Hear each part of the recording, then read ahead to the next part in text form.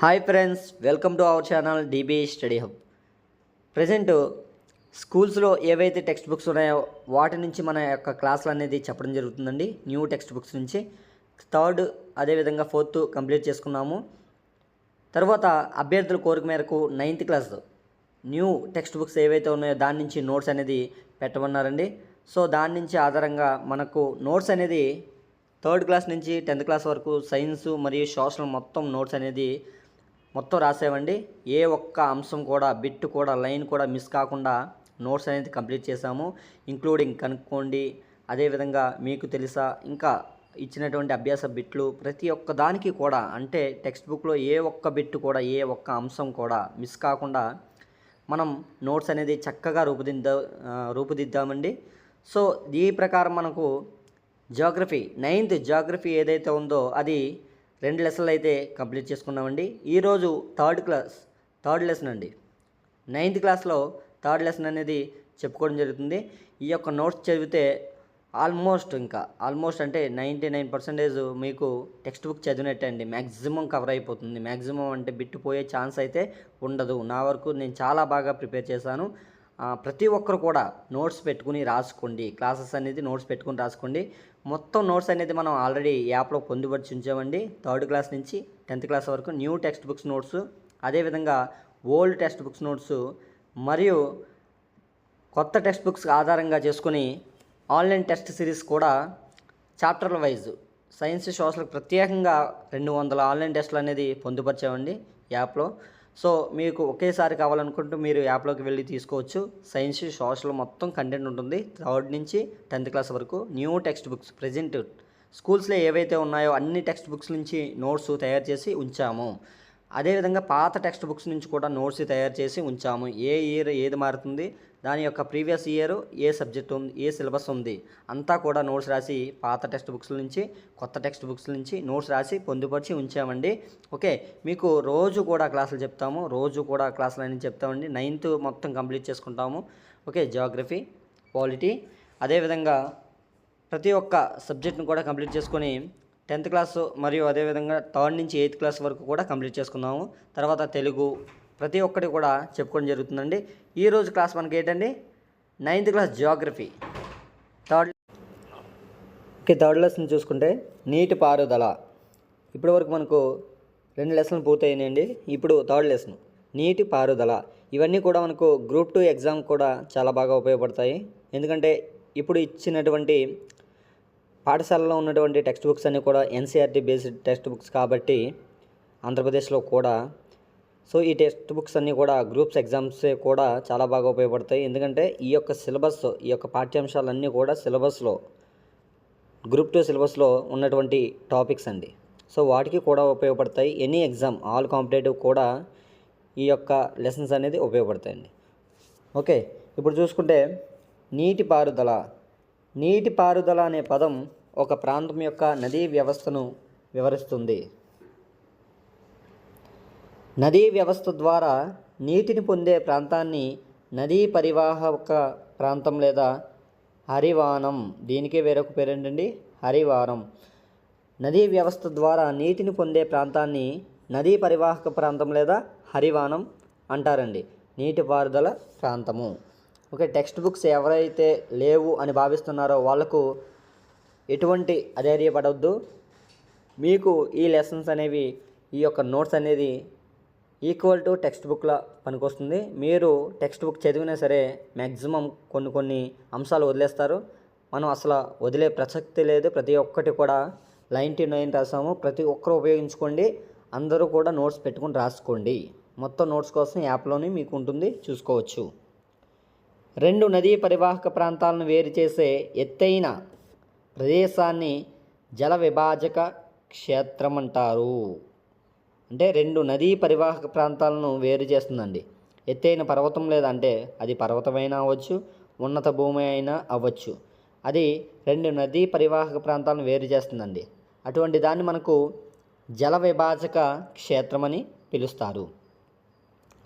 ప్రపంచంలోని అతిపెద్ద నదీ పరివాహక ప్రాంతం అమెజాన్.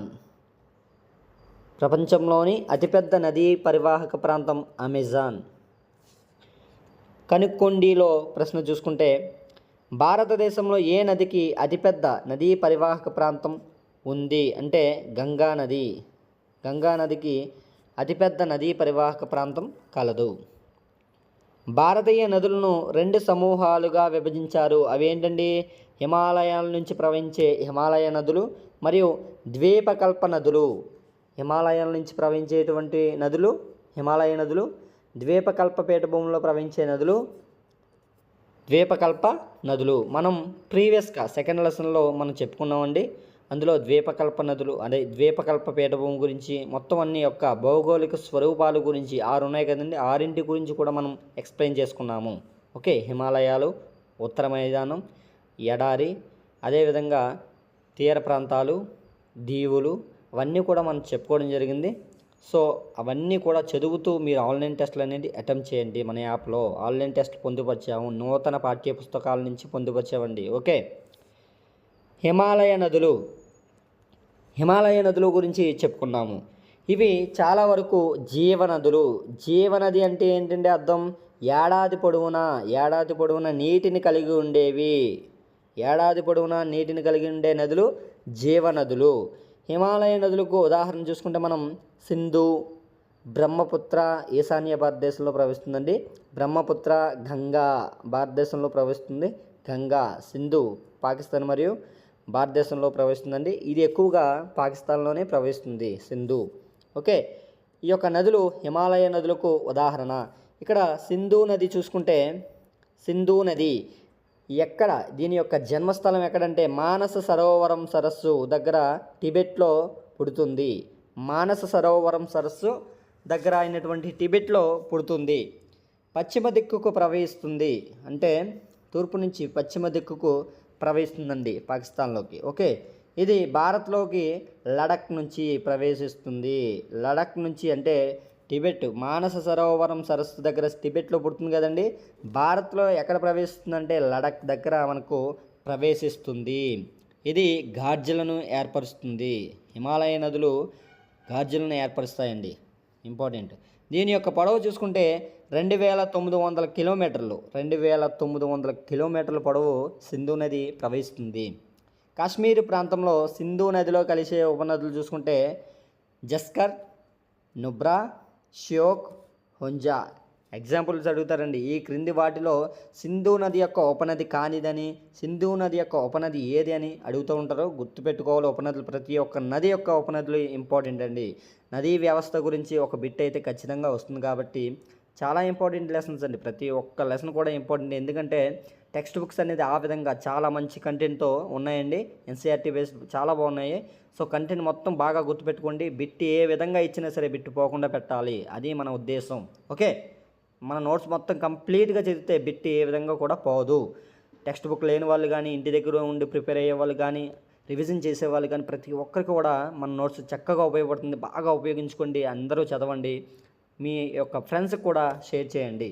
ఓకే, మనం ఉపనదులు ఏం చెప్పుకున్నామండి? జస్కర్, నుబ్రా, ష్యోక్, హుంజా. ఇంకా ఉన్నాయండి దీని యొక్క ఉపనదులు చూసుకుంటే సట్లెజ్, బియాస్, రావి, జీలం, చీనాబ్. ఇవన్నీ కూడా సింధు నది యొక్క ఉపనదులండి. ఓకే, నెక్స్ట్ పాకిస్తాన్ మితాన్కోట్ దగ్గర సింధులోకి ప్రవహించే సింధు ఉపనదుల సమూహం చూసుకుంటే సట్లెజ్, బియాస్, రావి, జీలాం, చీనాబ్. ఇవన్నీ కూడా పాకిస్తాన్ మితాన్కోట్ దగ్గర సింధు నదిలోకి ప్రవహించే సింధు నది యొక్క ఉపనదులు. ఓకే, నెక్స్ట్ బాల్టిస్తాన్, గిల్కిత్ గుండా ప్రవహిస్తూ అటాక్ వద్ద గల పర్వతాల నుండి బహిర్గతం అవుతుంది ఈ యొక్క సింధు నది. చివరగా అరేబియా సముద్రంలో ఎక్కడ కలుస్తుందంటే కరాచీకి తూర్పున అరేబియా సముద్రంలో కలుస్తుంది. కరాచీకి తూర్పు భాగాన కలుస్తుంది. మానస సరోవరం టిబెట్లో పుడుతుంది. కరాచీకి తూర్పున అరేబియా సముద్రంలో కలుస్తుంది. ఓకే, నెక్స్ట్ బిట్ చూసుకుంటే ఈ నదీ పరివాహక ప్రాంతంలో 1/3 మాత్రమే భారతదేశంలో ఉంది. 1/3 మాత్రమే భారతదేశంలో ఉంది. ఇందాక చెప్పుకున్నామండి మనం, పాకిస్తాన్లో ఎక్కువగా ప్రవహిస్తుంది సింధు నది. 1/3 మాత్రమే భారతదేశంలో ప్రవహిస్తుంది. అక్కడ కూడా మన యొక్క రాష్ట్రాలు చూసుకుంటే లడఖ్, జమ్మూ అండ్ కాశ్మీర్, హిమాచల్ ప్రదేశ్, పంజాబ్ రాష్ట్రాలలో ఈ యొక్క నది ప్రవహిస్తుంది. మిగిలిన భాగం అంతా కూడా పాకిస్తాన్లోనే ఉంటుంది. ఓకే, ఈ యొక్క సింధు నది ఒప్పందం అంటే రెండు దేశాలు ఏ విధంగా నదీ జలాల ఒప్పందం చేసుకున్నాయంటే, సింధు నది గురించి 1960వ సంవత్సరం ఇంపార్టెంట్ అండి. 1960వ సంవత్సరంలో సింధు నదీ జలాల ఒప్పందం మొట్టమొదటిగా కుదిరింది. ఈ యొక్క అంశం ఏంటంటే, ఈ మొత్తం నీటిలో 20% భారత్ వినియోగించుకోవాలి. ఈ నీటిని పంజాబ్, హర్యానా, రాజస్థాన్ యొక్క దక్షిణ మరియు పశ్చిమ ప్రాంతాలలో నీటిపారుదల కోసం యూజ్ చేయాలి. ఓకే, 20% మాత్రమే భారత్ వినియోగించుకోవాలి, గుర్తుపెట్టుకోండి, 20% మాత్రమే. ఓకే, నెక్స్ట్ హిమాలయ నదుల్లో రెండవ అతిపెద్ద నది అండి. చూసుకుంటే గంగా నది. భారతదేశంలో ఎక్కువగా ప్రవహించే పెద్ద నది గంగా నది. ఈ గంగా నది యొక్క పొడవు చూసుకుంటే 2500 కిలోమీటర్లు. 2500 కిలోమీటర్ల పొడవు ఇది భారతదేశంలోనే ప్రవహిస్తుంది. భగీరథిగా పిలిచే గంగా నది యొక్క ప్రధాన జలాలు గంగోత్రి హిమానీ నదం ద్వారా ఉత్తరాఖండ్లోని దేవప్రయాగ వద్ద అలకనందను కలిసి గంగా నదిగా మారుతుంది. అంటే భగీరథిగా పిలిచే గంగా నది యొక్క గంగోత్రి హిమానీ నదం ద్వారా ఉత్తరాఖండ్లోని దేవప్రయాగ వద్ద, అంటే భగీరథ ప్లస్ అలకనంద గంగా నదిగా పిలువబడుతుందండి. ఓకే, గంగోత్రి హిమానీ నదం ద్వారా ఎక్కడ కలుస్తుందండి? దేవప్రయాగ వద్ద ఈ భగీరథ మరియు అలకనంద కలుస్తాయండి. ఈ రెండు కలిసి మనకు గంగా నదిగా పిలువబడుతుంది. నెక్స్ట్ హిమాలయాల నుంచి కలిసే ఉపనదులు చూసుకుంటే, హిమాలయాల నుంచి కలిసే గంగా నది యొక్క ఉపనదులు చూసుకుంటే యమున, ఘాగ్రా, గండక్, కోసి, ప్రతిదీ కూడా మనకు బిట్టండి. హిమాలయాల నుంచి కలిసే ఉపనదుల్లో ఈ క్రింది వాటిలో కానిది అని అడుగుతాడండి. అంటే గంగా నదిలో హిమాలయాల నుంచి వచ్చి కలిసే ఉపనదుల్లో ఈ క్రింది వాటిలో కానిది అని అడుగుతారండి. అప్పుడు మనం గుర్తుపెట్టగలగాలి. సో హిమాలయాల నుంచి కలిసే ఉపనదులు ఏంటండి? యమున, ఘాగ్రా, గండక్, కోసి, ఇవన్నీ కూడా హిమాలయాల నుంచి కలుస్తాయండి. ఓకే, గంగా నదిలో. నెక్స్ట్ గంగా నదికి సమాంతరంగా ప్రవహించే గంగా నది యొక్క ఉపనది యమున. గంగా నదికి సమాంతరంగా ప్రవహిస్తుందండి యమున. యమునా నది యమునోత్రి హిమానీ నదం. యమునోత్రి హిమానీ నదం నుండి పుడుతుంది. కుడి ఒడ్డున ఉపనదిగా అలహాబాద్ వద్ద గంగా నదిలో కలుస్తుంది. కుడి ఒడ్డున, కుడివైపు ఉన్నటువంటి ఉపనది అండి అలహాబాద్ వద్ద. ఎక్కడ కలుస్తుందండి? అలహాబాద్, ఉత్తరప్రదేశ్ అలహాబాద్ వద్ద గంగా నదిలో కలుస్తుంది యమున. యమున యొక్క ఉపనది. ఓకే, ద్వీపకల్ప ఉపనదులు చూసుకుంటే చంబల్, బెత్వా, సోన్. ద్వీపకల్ప పీఠభూమి నుంచి కలిసే ఉపనదులు అండి గంగా నదిలో కలిసేవి ఏంటండి? చంబల్, బెత్వా, సోన్. ఇక్కడ మీకు తెలుసా ఇచ్చారండి, నమామి గంగా గురించి ఇచ్చారు. మోదీ ప్రభుత్వం తీసుకున్నటువంటి నమామి గంగా జూన్ 2014లో కేంద్ర ప్రభుత్వం ఆమోదించినటువంటి పథకం అండి నమామి గంగా. దీని యొక్క ఉద్దేశం ఏంటంటే, గంగా నది యొక్క కాలుష్యాన్ని సమర్థవంతంగా తగ్గించడం, పరిరక్షణ మరియు పునరుజ్జీవనం అనే లక్ష్యాలను సాధించడానికి రూపొందించారండి. ఇటీవల మీకు తెలుసండి, మోదీ గారికి లోకమాన్య తిలక్ అవార్డు అయితే రావడం జరిగింది. ఆ యొక్క అవార్డుకు సంబంధించినటువంటి అమౌంట్ వస్తుంది కదండి, ఆ అమౌంట్ కూడా మనకు నమామి గంగా ఈ యొక్క ట్రస్ట్కు ఇచ్చారండి. ఓకే, నమామి గంగా అనేది ఏంటండి? గంగా నది యొక్క కాలుష్యాన్ని తగ్గించడం కోసం, ఆ యొక్క పరిరక్షణను పునరుజ్జీవనం చేయడం కోసం ఇది నమామి గంగా రూపొందించారండి. గంగా నది డెల్టాకు ఉత్తరాన ఉన్న చిట్ట చివరి ప్రదేశం చూసుకుంటే పశ్చిమ బెంగాల్లోని పరక్క. ఈ ప్రాంతంలో గంగా నది రెండుగా చీలిపోయి ఒక భాగం భగీరథి హుగ్లీ, రెండవ భాగం గంగా నది బ్రహ్మపుత్ర కలిసి మేఘన కింద చెప్పుకుంటారండి. గంగా నది బ్రహ్మపుత్ర కలిసే చోటు ఏంటండి? మేఘన. గుర్తుపెట్టుకోండి, రెండు పాయలుగా విడిపోతుందండి. పశ్చిమ బెంగాల్లో పరక్కా వద్ద రెండు పాయలుగా విడిపోతుంది. ఆ రెండు పాయల్లో ఒకటి చూసుకుంటే భాగీరథి హుగ్లీ కలకత్తా, గంగా నది బ్రహ్మపుత్ర కలిసి మేఘన కింద తయారవుతుందండి. నెక్స్ట్ బిట్, రెండు పాయలు కూడా బంగాళాఖాతంలోనే కలుస్తాయి. ఓకే, రెండు ఏం చెప్పుకున్నాము, భాగీరథి హుగ్లీ, గంగా బ్రహ్మపుత్ర కలిసి మేఘనా కింద. ఓకే, ఈ రెండు కూడా బంగాళాఖాతంలోనే కలుస్తాయి. గంగా నది ద్వారా ఏర్పడే డెల్టా సుందర్బన్ డెల్టా. ప్రపంచంలోనే అతిపెద్ద డెల్టా అండి ఇది, సుందర్బన్ డెల్టా. ఇది ఏ నది ద్వారా ఏర్పడుతుందని అడుగుతారు, గంగా నది. రాయల్ బెంగాల్ టైగర్ కూడా ఈ యొక్క గంగా నది పరివాహక ప్రాంతంలోనే, సుందర్బన్ డెల్టాలోనే నివాసం ఉంటుందండి. ఓకే, నెక్స్ట్ హిమాలయాల నదుల్లో మనకు చివరిగా చూసుకుంటే బ్రహ్మపుత్ర నది.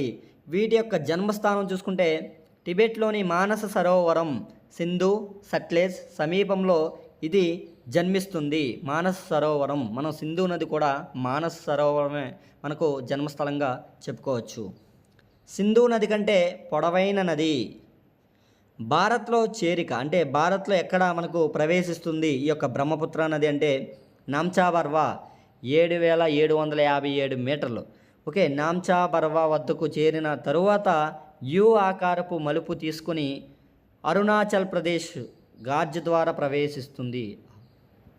అరుణాచల్ ప్రదేశ్ నామ్చా బర్వా వద్దకు చేరిన తరువాత యు ఆకారపు మలుపు తీసుకుని అరుణాచల్ ప్రదేశ్లో గార్జ్ ద్వారా ప్రవేశిస్తుందండి. ఓకే, ఇది భారత్లో దీనిని దిహంగ్, రిపీటెడ్ బిట్ అండి, భారత్లో దీన్ని దిహంగ్ అని పిలుస్తారు, అరుణాచల్లో పిలుస్తారండి దిహంగ్ అని. ఓకే, ప్రవేశించేది అక్కడే కాబట్టి. దిబాంగ్, లోహిత్ మరియు అనేక ఉపనదులు కలిసిన తరువాత అస్సాంలోని బ్రహ్మపుత్రగా పేరు పిలుస్తారండి. ఎప్పుడు బ్రహ్మపుత్రగా పేరు పిలుస్తారండి దీన్ని, దిబాంగ్, లోహిత్ అనే ఉపనదులు కలిసిన తరువాత అస్సాంలోని, ఎక్కడండి, అస్సాంలోని బ్రహ్మపుత్రగా పిలుస్తారు. దిహంగ్ అరుణాచల్ ప్రదేశ్లోని, భారత్లోని దీన్ని దిహంగ్ అని పిలుస్తారు, అస్సాంలోని బ్రహ్మపుత్రగా పిలుస్తారు. ఈ నదులు కలిసిన తరువాత బ్రహ్మపుత్రను టిబెట్లో శాంగ్పో, బ్రహ్మపుత్రకు పేర్లు ఇంపార్టెంట్ అండి, శాంగ్పో అని. బంగ్లాదేశ్లో చూసుకుంటే జమునా అని పిలుస్తారు. ప్రపంచంలోనే అతిపెద్ద నదీ ద్వీపం మజులీ దీని వలనే ఏర్పడుతుంది. మజులీ ద్వీపం అండి, ఇది కూడా మనకు బిట్ ఇచ్చారండి, అంటే డైరెక్ట్గా ఇవ్వలేదండి. మజులీ అనేది ప్రపంచంలోనే అతిపెద్ద నదీ ద్వీపం ఏ నది వల్ల ఏర్పడుతుందంటే అది యొక్క ద్వీపం ఏంటి అని అడిగారండి, మజులీ. ఓకే, ఈ నది వలన అస్సాం మరియు బంగ్లాదేశ్లో వరదలు ఎక్కువగా సంభవిస్తాయి. వరదలు ఎక్కువగా ఈ నది వలన. ఈ బిట్ కూడా ఇచ్చారండి, ఈ బిట్ కూడా ప్రీవియస్గా ఇచ్చారండి, అంటే ఎస్ఐ కానిస్టేబుల్స్లో ఇచ్చారు, మన దాంట్లో కూడా ఇచ్చారండి. ఓకే, ఈ నది వలన అస్సాం మరియు బంగ్లాదేశ్లో వరదలు ఎక్కువగా సంభవిస్తాయి. వరదలు ఎక్కువగా సంభవించే నది ఇదే అండి, బ్రహ్మపుత్ర. కారణం అధిక వర్షపాతం పొందే ప్రాంతం గుండా వెళ్ళడమే. ఓకేనా ఫ్రెండ్స్, ఇవి హిమాలయ నదులు. రేపటి క్లాస్లో మనం ద్వీపకల్ప నదులు చెప్పుకుందాము. మొత్తం ద్వీపకల్ప నదుల్లో అతిపెద్ద నది ఏంటండి, గోదావరి. సో వీటి గురించి కూడా మనం పూర్తిగా చెప్పుకుందాము. క్లాస్ అనేది ఇంతటితో ముగిస్తామండి. సో రోజు కూడా మన క్లాసులు అనేవి చూడండి, నోట్స్ తయారు చేసుకోండి. మొత్తం టెక్స్ట్ బుక్స్ నుంచి తయారు చేసినటువంటి నోట్స్ కోసం మీరు మన app DB study hub app download చేసుకోండి. ఓకేనా ఫ్రెండ్స్, అందరికీ ఆల్ ది బెస్ట్.